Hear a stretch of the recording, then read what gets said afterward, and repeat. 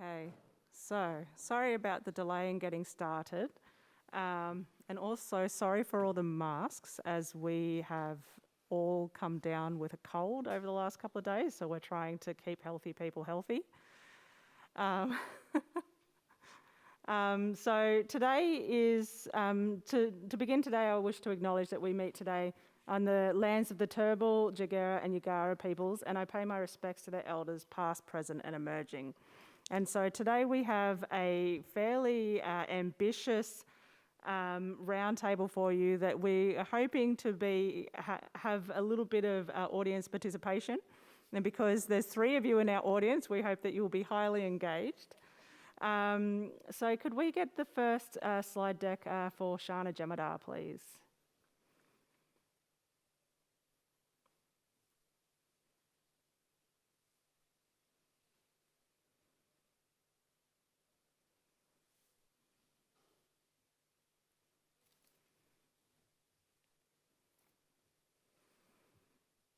Perfect.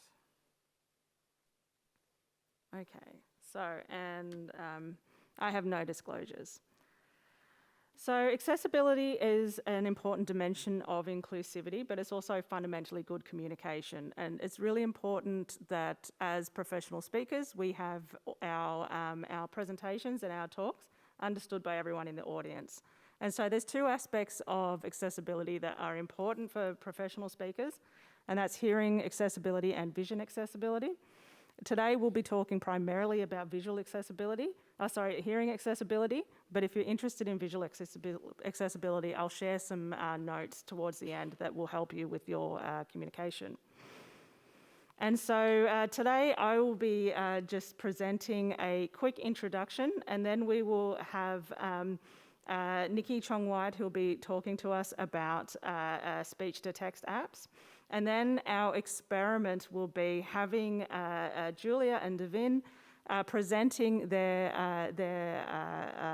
science in Mandarin and maybe Cantonese. And we are hoping to be able to trial out real-time translation. And then Tilak will sum everything up with an overview of how we can improve speech-to-text transcription for accented speech. And so hearing accessibility is not just for the hearing impaired, it benefits everybody. It benefits people with a hidden hearing loss, so for a lot of people, hearing loss creeps up on them as they get a bit older. It helps neurodiverse people who have difficulty understanding information that's obtained orally. It also helps people in the audience whose dominant language is not that of the speaker. And lastly, it just benefits humans because we know from education psychology that people retain information that's presented in more than one sensory channel at a time. And if you want to know about how to be hearing inclusive at a conference, probably 90% of the challenge is just using the microphone. Modern day conference facilities usually have some form of hearing technology in them that hearing impaired people can connect to. And so this is the case regardless of whether or not you think that the facility is a very modern facility like this or an older facility. A lot of the time there are hearing facilities that deaf people can connect to. And secondly, this is a bit of a mini rant because I hate when people are in conferences and say that they don't need a microphone because they apparently are loud and out there person. But by the end of the first sentence, almost every time, people are just speaking in their own normal voice and nobody can hear them. And so you're not as loud as what you think you are. In addition, live transcription is improving all the time, and we have a demonstration of this up here at the moment, and we'll see from Nikki and Tilak what the advances are. Hearing accessibility is also important for those of us who work in MR, and it's a significant concern to clinicians and researchers. In the clinic, communication challenges reduces throughput, increases wait times and costs money, and in both the clinic and the lab, it also reduces data quality. So here I want to show an example of using NowScribe, which is a speech-to-text app developed at National Acoustic Laboratories with Nikki. And this is the demonstration of using this app with a hearing impaired child in the MRI scanner.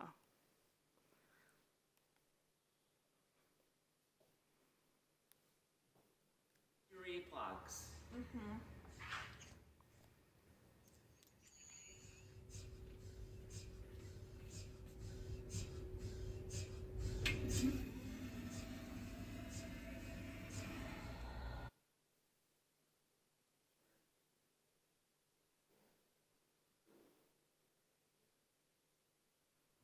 So, swap your hearing aids with your earplugs. Are you okay in there? Can you hear me? Duplication of audio. Okay.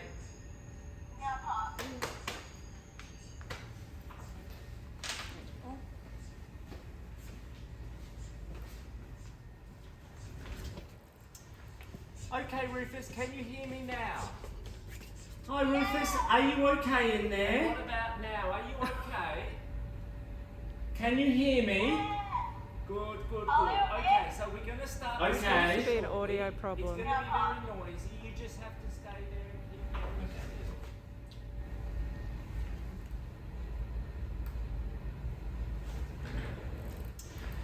keep going. Okay, Rufus, can you hear me now? And what about now? Are you okay?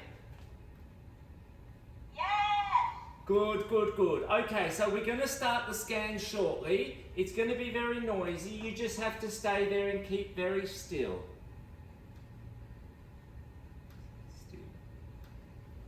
And then off we go.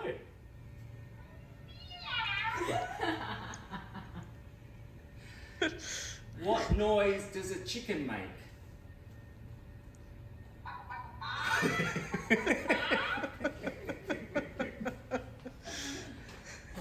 Okay, so that's my son, and we left that last bit on there just to make clear that actually NowScribe facilitates very natural language transcription. So people in the scanner don't need to use stereotyped responses. You can have very natural interaction between the radiographer and the participant in the scan. So for reference, my son has an 80 decibel hearing loss, and even with his hearing aids, he pretty much can only hear things in front of him, and without his hearing aids, he usually relies on a lot of visual input as well. So the fact that, a person with that level of hearing loss, as well as wearing earplugs, is able to communicate freely with the radiographer, I think is a big improvement to what we have at the moment. The next thing that we did was try out real-time translation. And so, again, this is quite difficult when the radiographer and either the patient or the research participant don't speak the same language. And as you'll see here, we had quite good success with just off-the-shelf Google Translate for English to Portuguese, but it didn't really work very well for Vietnamese. And so, so we think that probably it depends on the language for off-the-shelf solutions here. So we'll see this now.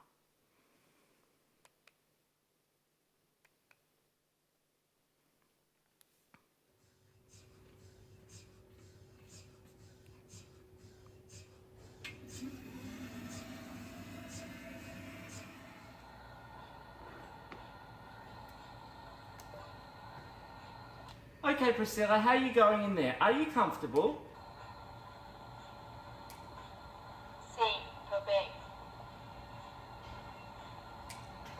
Great. All right. So I've given you the panic buzzer, and I will watch you all the time, and we'll do a scan. We'll do the first scan now. It's going to be very noisy, and we'll see how we go.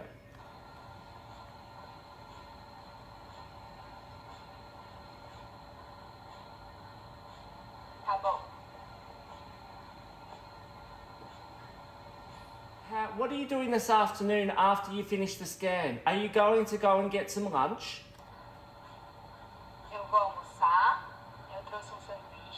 Again, this sounds like a superficial conversation, but demonstrates that you can have natural conversation. Oh, nice. Okay. Can you eat the sandwich while you're doing the seminar, or do you have to have a rest? Eu acho que eu vou descansar antes do seminário.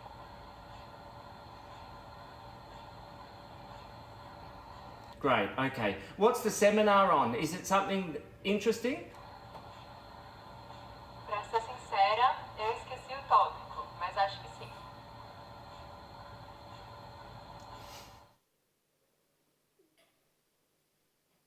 Chào Priscilla, hôm nay có khỏe không?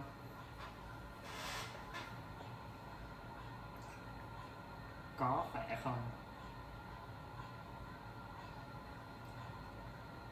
So here, Google Translate didn't even pick up Vietnamese as spoken language.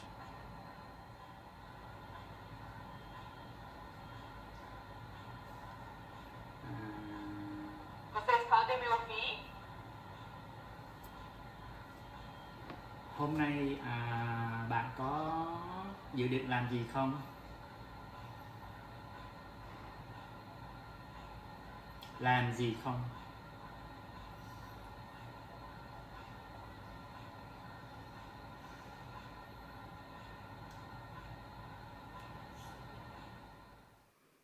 Okay, so our take-home message from this is that we think English-to-English transcription is pretty much ready to deploy both clinically and in research settings straight away. It just requires an iPad with some way for the participant to be able to see the transcription, but we think more translation requires more work, and Nikki and Tilak will discuss these in a bit more detail later on.